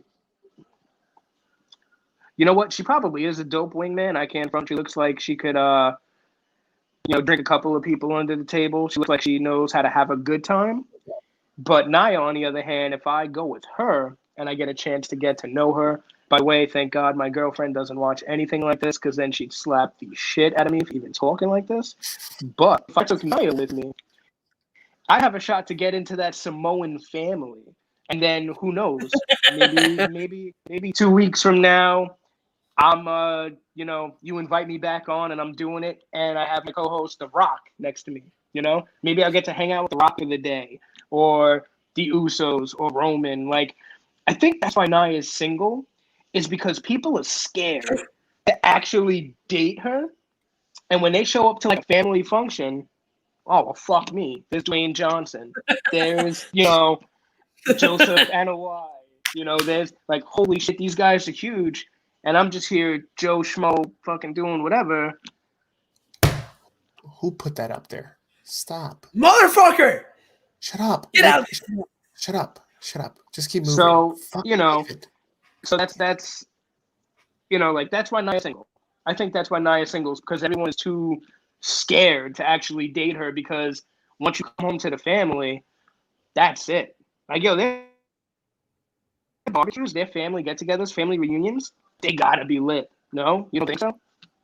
I think so. I want to say that that's probably why David doesn't want to give Nia the time of day, because he's really afraid. Right, David? Silence means yes. Go ahead. Thank you. Silence means yes. Silence means yes. Go ahead. All right, so that's pretty much Monday Night Raw. Overall, would you give Raw a thumbs up or a thumbs down? Let's start with you, George. You are our guest. Would you give it a thumbs up or a thumbs down? Dude, it's a thumbs down. I can't even give it the Bret Hart 4 out of 10. Like, it was worse than a 4 out of 10. And it sucks because the first time you bring me on, I was really hoping that we'd have like a decent show where we could have some, banter and have some good things to talk about. But by the end of the show, I almost texted you. You know what, dude? Do me a favor. Don't have me on because I don't want to talk about this shit show. Wow. Very good. David, thumbs up or thumbs down? I got thumbs straight smack dab in the middle. I thought this was an okay show. It wasn't a horrible show. I don't get why people like shit on Raw so much. Raw really isn't that bad of a show, So I think it was leaning towards more of a thumbs down because they stretch out a lot of segments. They had a lot of the same guys in multiple segments, but besides that, really not a bad show. And David ramble as usual. Good job. I like it. I give it a thumbs down too. I mean, I feel like it's sad because I think Raw, if it was at full capacity and you could have people watching it the way it's supposed to be watching it, it would have been a lot better. Steven, guess what we can blame this show on? COVID. Exactly. That's exactly what I said. So you blame this show, and it's fucking COVID. Hold up. Vince wants to give his opinion. Thumbs up. Yeah, of course. Good job, Vince. Of course, every Raw is thumbs up. My man, Vince. All right, we're gonna wrap up soon. George, thank you for joining us. But before we wrap up, we want to talk about a couple things. We usually do our top 5 wrestlers of the week. I know that you might not be ready for that, but we'll give you some time to vamp and think about that. Or you can just shout out any random ones. We're gonna have David start, and then I can go or you can go, whatever you like. David, are you ready for your top 5? I am. Just, I don't know if you've watched the top 5 before. David likes to put guys that lose on the top 5. Oh, here we go. I knew you were going to say this. Okay. All right. Top 5. Here we go. I'm prepared this time. All right. Number I'm going to write 5. these. David, go ahead. Oh, God. He's going to write these.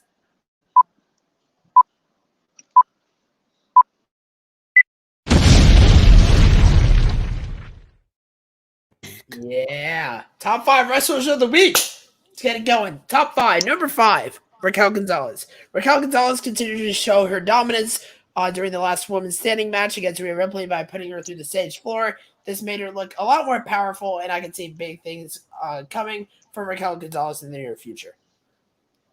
You actually wrote that down? It looked like you were reading off of something. Yeah, I usually write this down. Oh, wow. I'm impressed. Yeah. You usually write this down. You're usually unprepared. What are you talking about? I usually write them down.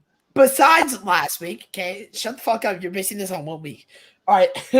Number 4, we got Xia Li. Xia Li made her long-awaited return on this past week's NXT. She's gotten in tremendous shape and looks to be in the running for a possible NXT Women's Championship run in the future, despite not confronting the champion on this past week's episode. What do you guys think about Xia Li? I like Xia Li. I think her new gimmick, her rebranding is working out great. I think she's awesome. I think so too. I'm very excited. I've been anticipating this return for such a long time, and it finally happened. And then, of course, some female jobber had to be there for the return instead of her being so incredible. But they didn't want to bury any of the other talent, so they had to find someone that was walking in the back. Yeah, it was good. It's much better than What? Listen, bro. Don't stop hating on Kyrie. On who? Did you Kyrie say Sane. Kyrie Sane. This motherfucker. Damn. Okay. So fucked up. Hitting on Kyrie Sane. Anyways, she was a fucking pirate that had no fucking pirate. All she had was a pirate wheel. It's fucking ridiculous. What kind of pirate are you? Pirate princess doesn't have a boat. Okay. She was more over than you, Steven. What? That's debatable. I'm messing around. So number 3, we got Dolph Ziggler and Robert Roode.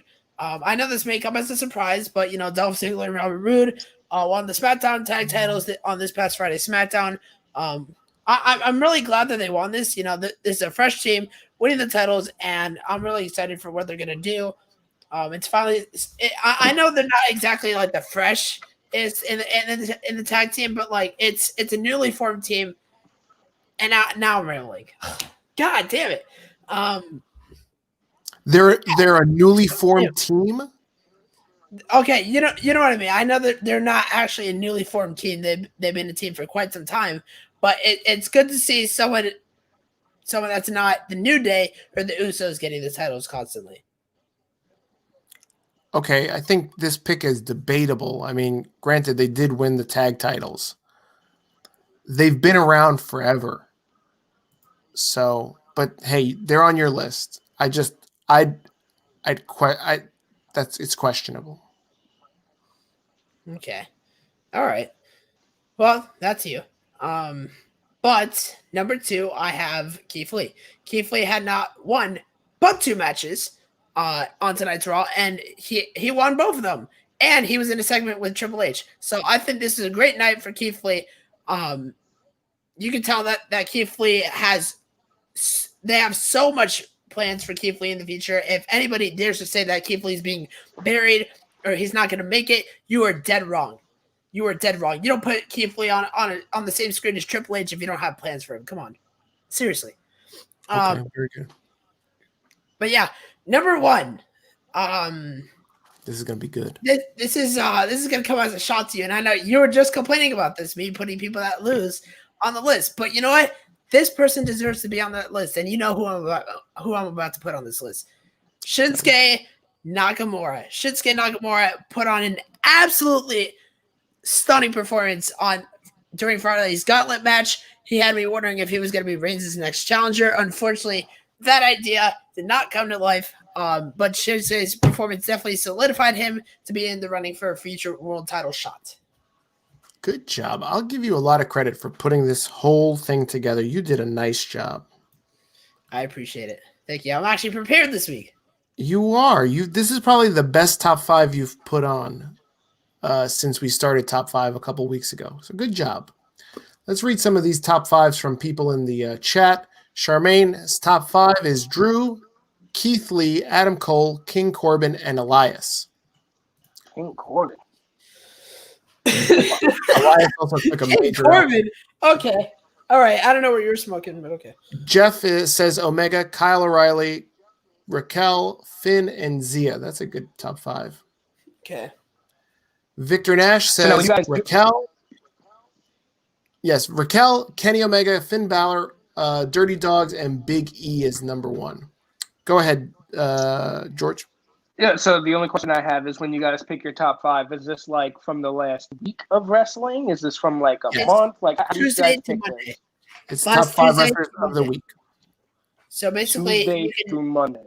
So basically, anyone from Impact, anyone from NXT AEW, anyone from SmackDown, and anyone from tonight's Raw. Got you. Okay, I think I'm ready for my top 5. All right. Okay, go for it. Had I had more planning, it would have been way better, and I would have had backstory to why I'm picking them the way David did. But coming in at number 5, I'm gonna go with Snoop Dogg from AEW with the absolute worst frog splash. I can't even call it a frog splash, but the absolute worst splash I've ever seen in my life. But because he had the balls to do it, I'm gonna go ahead at number 5. Number 4, I'm actually going to steal from David. I got to go with the Dirty Dogs.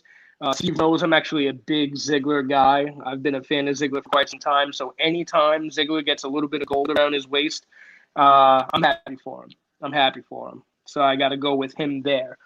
Number 3, I'm going to go with Roman Reigns. The guy's just, it was his charisma. He's just the man. There's table. Yeah, you could he's exactly the head of the table, the tribal chief. Number 2, I'm going to go with Keith Lee. Yes, everything David said for tonight, but even from last week, the match with Drew, they had a really great match. Keith Lee showed why he should be in the main event picture, in the main event, scenario, going for the heavyweight title, hopefully, sometime soon. And coming in at number 1, I will admit it is a rib, but the guy is technically a winner. I'm going with Adam Pearce from SmackDown. Wow. Why? That's a good pick. Look at that. You actually did something that I couldn't do in like my many, many shows, and that's get rid of David. Congratulations. You're welcome. Oh, This he's back. Adam Pearce, number 1. Let's hear the excuse as to why Adam Pearce is number 1. Because I don't pick losers. I only pick winners. And he won. Yeah, he's going to fight Roman Reigns at the Rumble. He's going to fight the Rumble. Look, he's going to go. How do you pick a guy like Adam Pearce? Adam Pearce. He won a number 1 contenders match. He's the number 1 contender against the number 1 wrestler in all of the world. People got to put some respect on Adam Pearce's names. They forget where he came from. Yeah, former NWA champion. I would have respected you more if you put Adam Pearce at number 5, because he definitely deserves to be on the list. But number 1? What? Number 1. What? He's the number 1 contender. Where else should he go, David? How do you put Adam Pearce at number 1? That's incorrect. George, no disrespect to you, bro, but Number one, what the fuck? Hey, listen, had I had more of a heads up, I probably would have had a way better top 5. But that's what I could come up with in the 3 minutes I had. That was good, spitting that out real quick. Jeff is laughing that you mentioned Impact as top wrestling. And then Victor Nash says, since it doesn't have to do with wrestling, a wrestler, I pick Adam Pearce.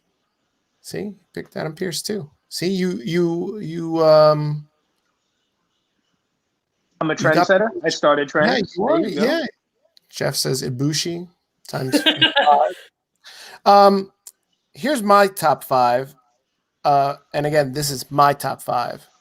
You just had this woman beat the former, what is she like now? The 10-time? I think she's up to 11. 11, right? I think it's 11. This woman beat a future Hall of Famer, 10-time champion, 11-time champion. And I can probably say with some confidence that she's betted the 16-time world champion and best wrestler in the world. She's probably right now, as we're speaking, on Space Mountain. I'm talking about Lacey Evans. Yeah, finally putting some respect on Lacey Evans' name. Well deserved. Lacey Evans. And number 4, you're going to like this pick, boys. I picked the Dirty Dogs because they're the new champions. What's that? Is that their tag team name? That's their tag team name, yeah. Did not know that. Sorry, I must have missed the episode where they got a name for their tag team. It's all right. You were probably asleep. They even got a shirt that says it too. Yeah. Number 3, I got Keith Lee because obviously he looked really strong tonight, and my man looks like he's slimming down. So this extra working out is working out. George, you and I, we hang out. We used to hang out a little more regularly than we do now with COVID. And we used to play a game of is it inappropriate? And I would ask you a question. It would start with, George, is it inappropriate if I yada, yada, yada? And so I'm going to play that with you right now. George, is it inappropriate if I DM Keith Lee and go, hey, bro, it looks like you're losing weight. What's the secret? It is not inappropriate. It is not inappropriate to do that. Do you think he'll respond to me and be like, well, what do you think he would respond? I don't think he would respond at all.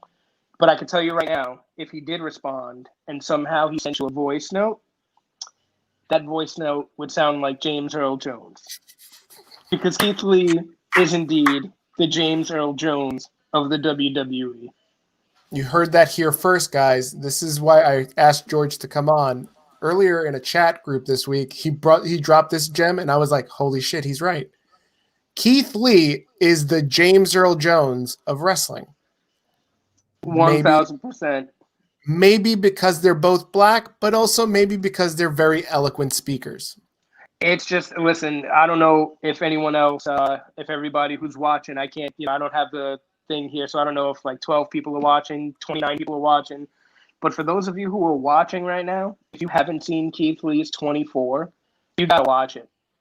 3 minutes in, and instantly I'm like, this guy should be doing Audible books. He should just be reading things like bedtime stories. Like, his voice is just one of the craziest things I've ever heard. He's almost like a Black Bane.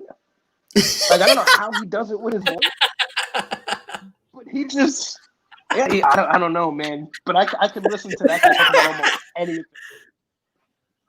If that guy talks, like, I listen. I have to listen. He doesn't James put Earl you Jones. like some wrestling podcasts? No, he does not put me to sleep the way other wrestling podcasts do.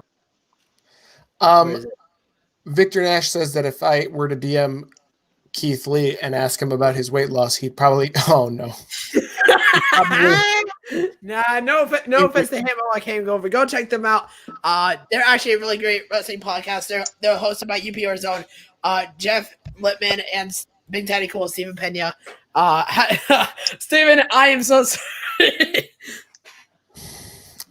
Anyways, Victor says that if I were to call Keith Lee or DM him, his response would be he's losing weight because of COVID.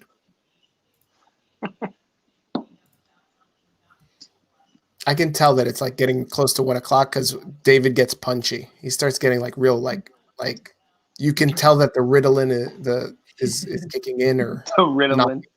It's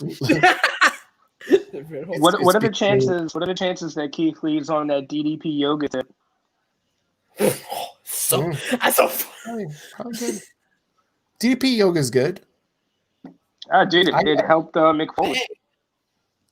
Yeah. Do you drink Bing, Steven? Yeah, I do drink Bang. Okay, cool. Bang I don't and drink Jim Bang. Beam.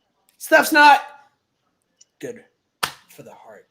Who, Jim Beam? Yeah, it's great. No, Bang, energy, the energy drink that we were just talking about.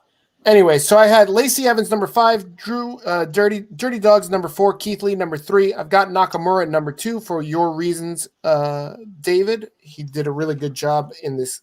I was surprised when he beat Daniel Bryan. I thought Daniel Bryan was going to win that gauntlet match. And so Nakamura really surprised me.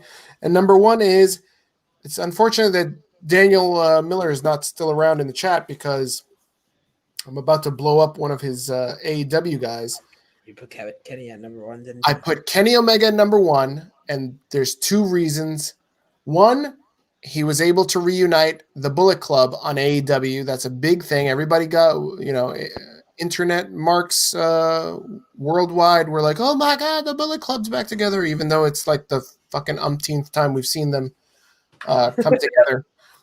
And last I checked, Tama Tonga was not anywhere in the fucking ring in AEW, but whatever. But here's the real reason he's the number 1. Do you know who they put a pounding on? The Bullet Club, the Super Kick Twins, the Young Bucks, the Good Brothers, and Kenny Omega. They all beat the tar out of this one guy, a former AEW champion. John Who Moxley. did they beat down?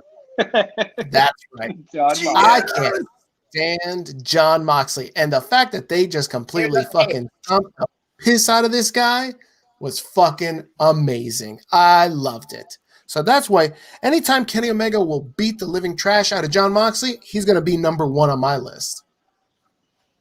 That's right. Stop hating. That's right, Jeff. Stop the hate. Stop the hate. Stop Moxley's hating. a deadbeat dad.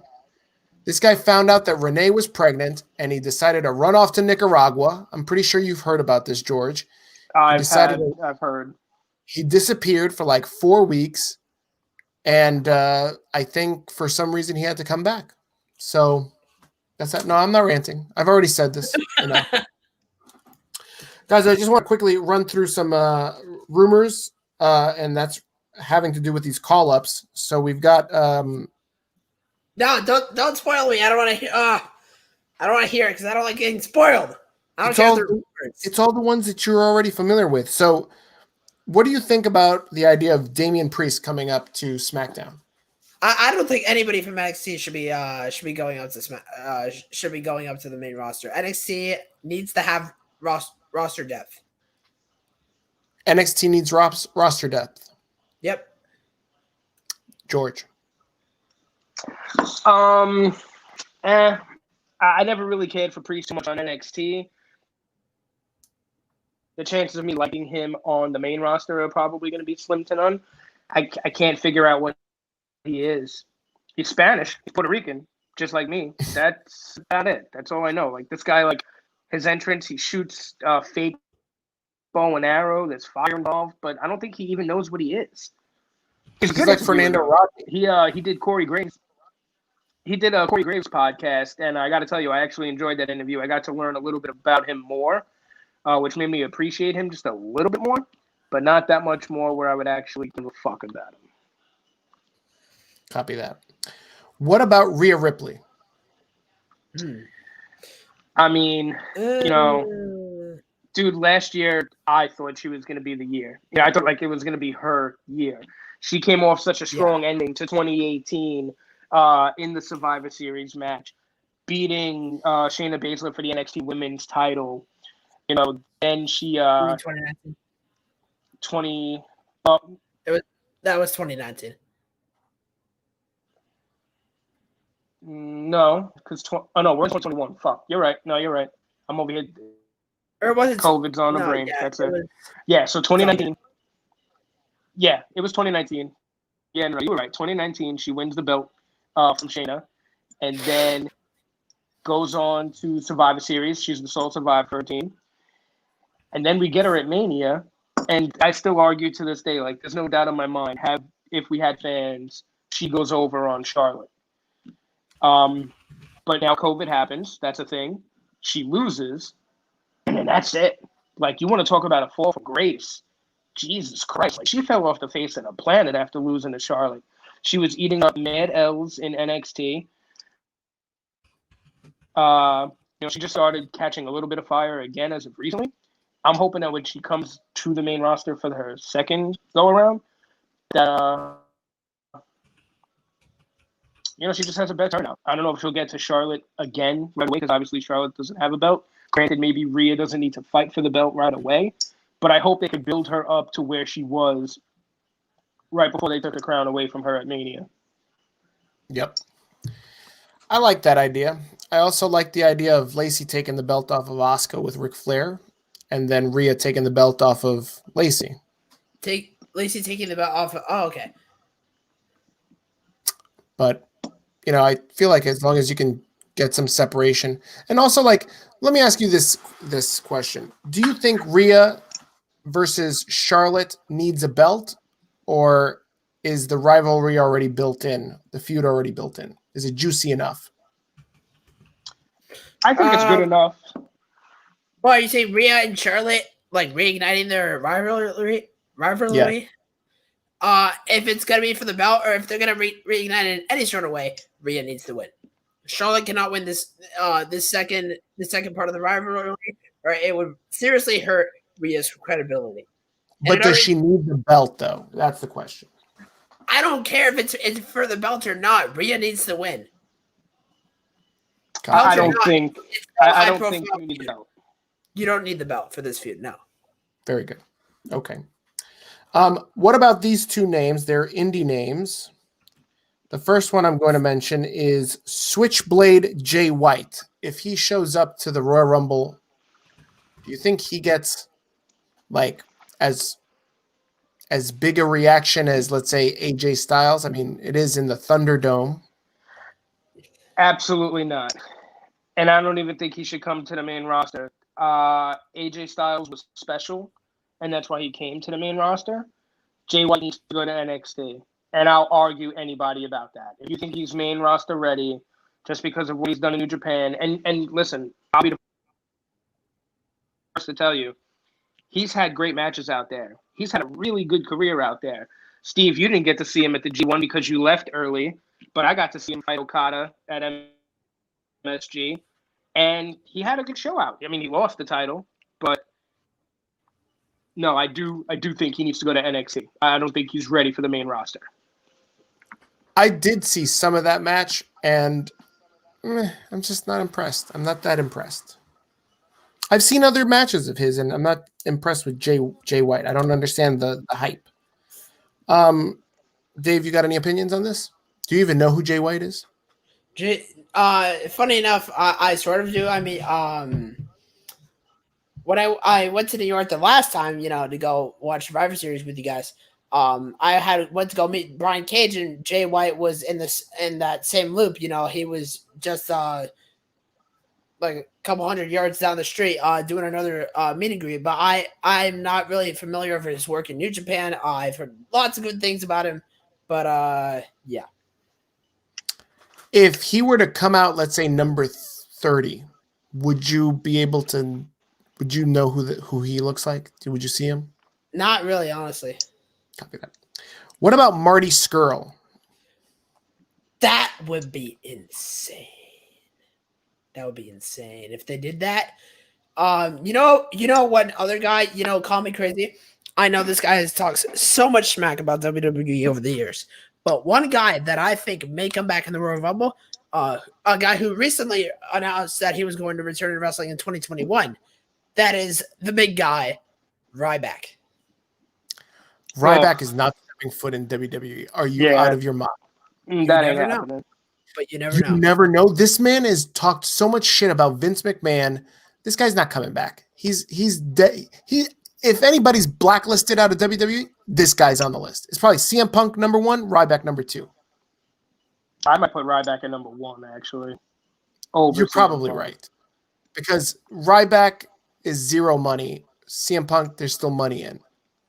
Ryback isn't exactly zero money, bro. I mean, he's still got the Feed Me More thing going. I always liked Ryback. I was kind of How many Ryback shirts do you have? Why does that matter? How many Alicia Fox shirts do you have? Shut the fuck up. Exactly. 1.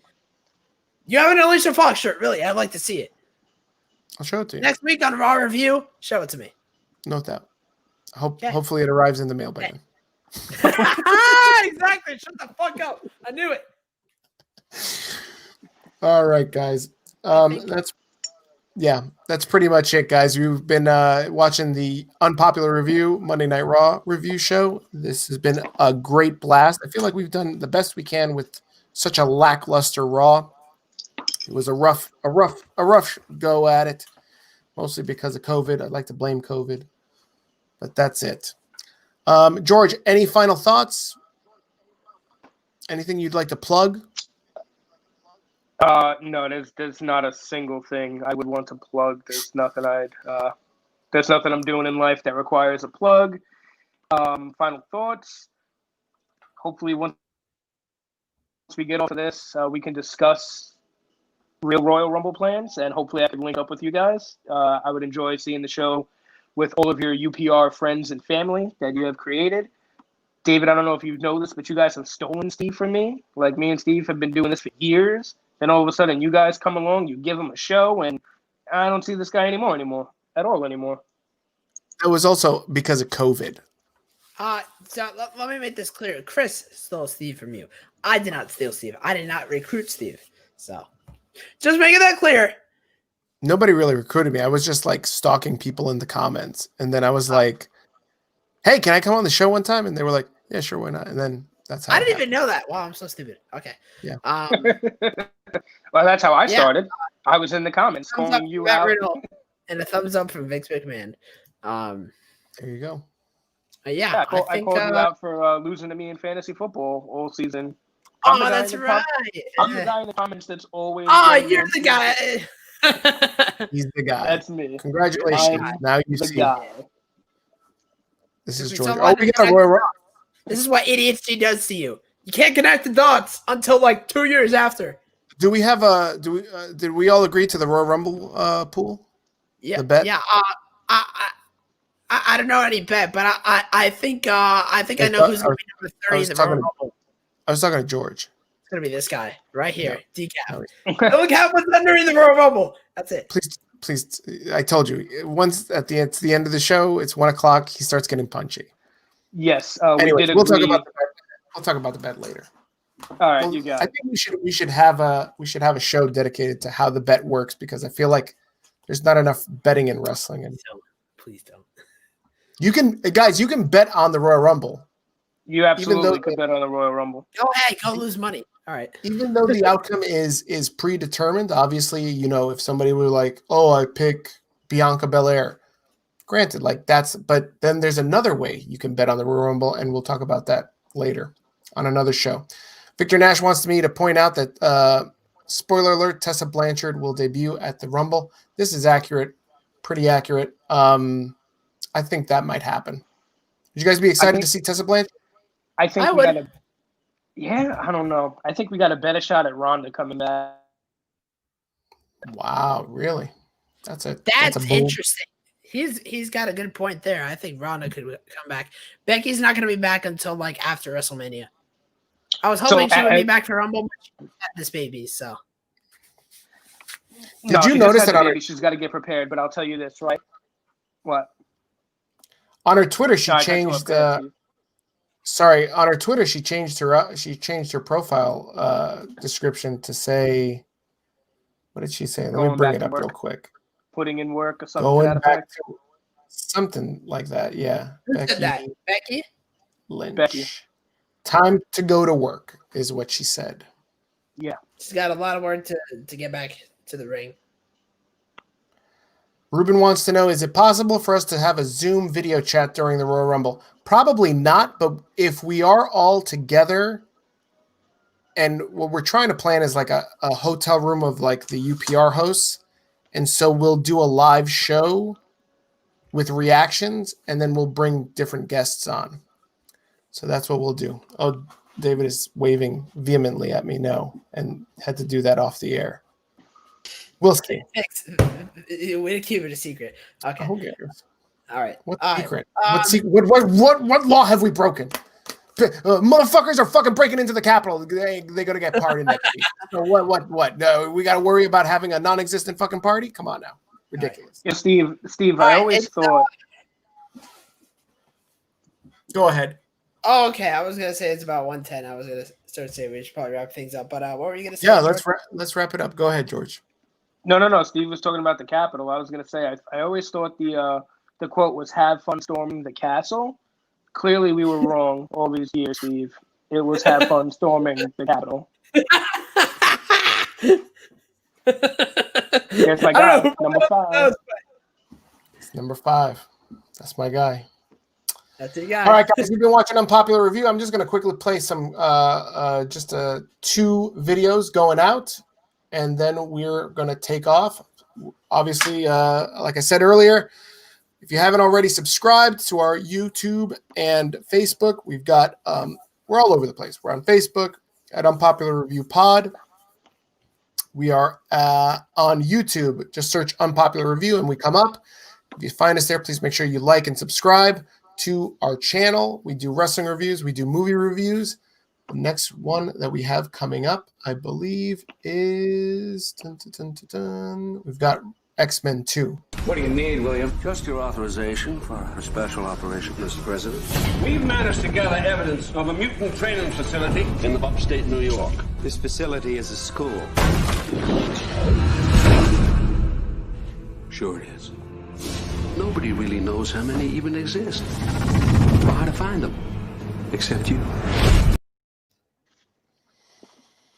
Very good. And that's going to be later this week. I think it might be either tomorrow or Thursday that they're going to end up doing the X-Men 2 movie review. They have the X-Men 1 movie review. It's already up on our Facebook and our YouTube. Please make sure that you check that out.